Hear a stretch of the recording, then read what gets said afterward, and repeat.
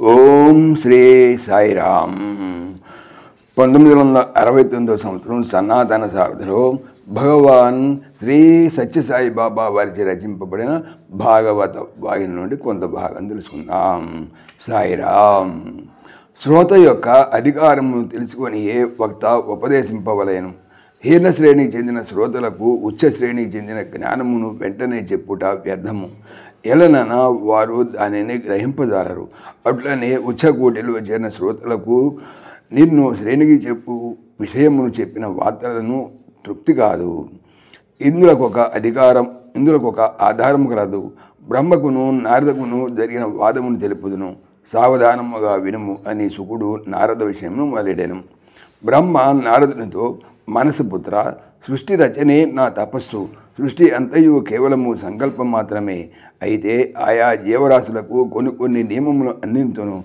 వాటిని సక్రమ మార్గమున వినియోగించుకున్న సృష్టి చక్రము ధర్మముగా తిరుగును. అటుగాక నియమములను ఉల్లంఘించి వక్రమ మార్గమున వాంఛల ఫలసిద్ధికై ప్రాగులాడితే ధర్మము నశించి లోకమున నానా బాధలు అనుభవించాల్సి వచ్చును. రాత్రి పగళ్ళు నా సంకల్పం మాత్రమే. ప్రజాపతులందరూ నా అంశములే. ప్రజలలో ప్రజాభివృద్ధి భావన ఉన్నంత వరకు అది నా భావనే అని తలంచవలెను. ఒక్కొక్క సమయమున సృష్టించిన జగత్తును రక్షించుటకై నేనే మన్వంతరమున మనురూపమును ధరించి అవతరించును. అందుకు తగిన దేవతలను ఋషులను పుట్టించి ప్రజలకు మార్గదర్శకున్నట్లు వారి ప్రవర్తనను లోకమునకు ఆదర్శములుగా అందించినట్లు చేతును. మితి మీరి పెరుగుతున్న సృష్టిని అంతం అందించును. దానికై రుద్ర రూపమును కూడా దాల్తును. మంచిని పెంపొందించటకై మంచిని కాపాడుకుండకై చెడ్డను కూడా సృష్టించును. మంచికైనను చెడ్డకైనను కొన్ని హద్దులు నియమించును. లేకున్నా అవి పెడమార్గము బట్టి ప్రజలను బాధ పెట్టును. అందరి యందు నేను వ్యాపించి ఉందును.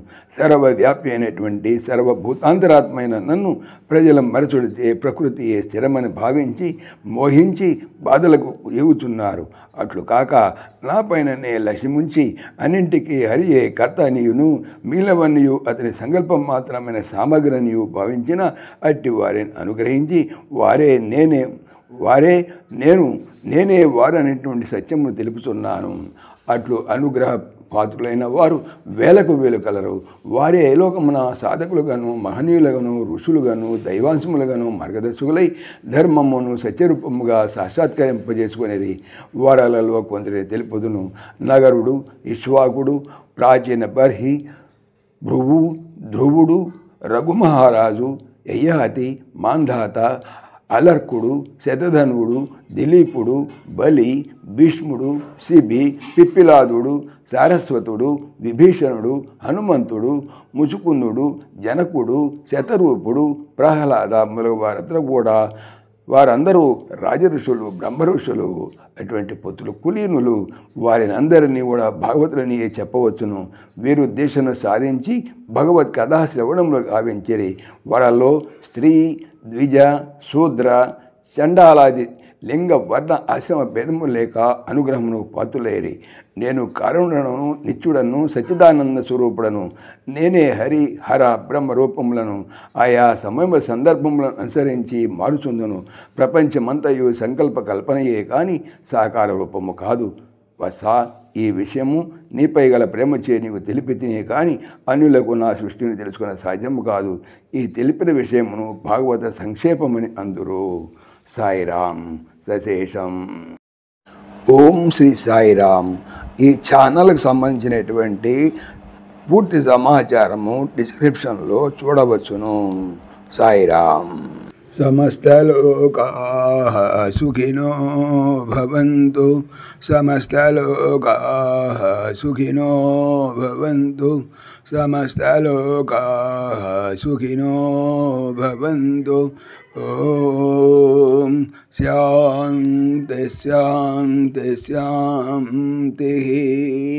జై భోले భగవాన్ శ్రీ సత్య సాయి బాబాజీకి జై. జై సాయిరామ్. జై జై సాయిరామ్. ఆత్మీయులకు మనవి, ఈ ఛానల్తో పాటుగా లెరన్ భగవద్గీత లైవ్ గీత అనేటువంటి మరొక భగవద్గీత ఛానల్ను నా చేత స్వామి చేయిస్తున్నారు. దీనికి సంబంధించిన లింక్ డిస్క్రిప్షన్లో చూడవచ్చును. సాయిరామ్.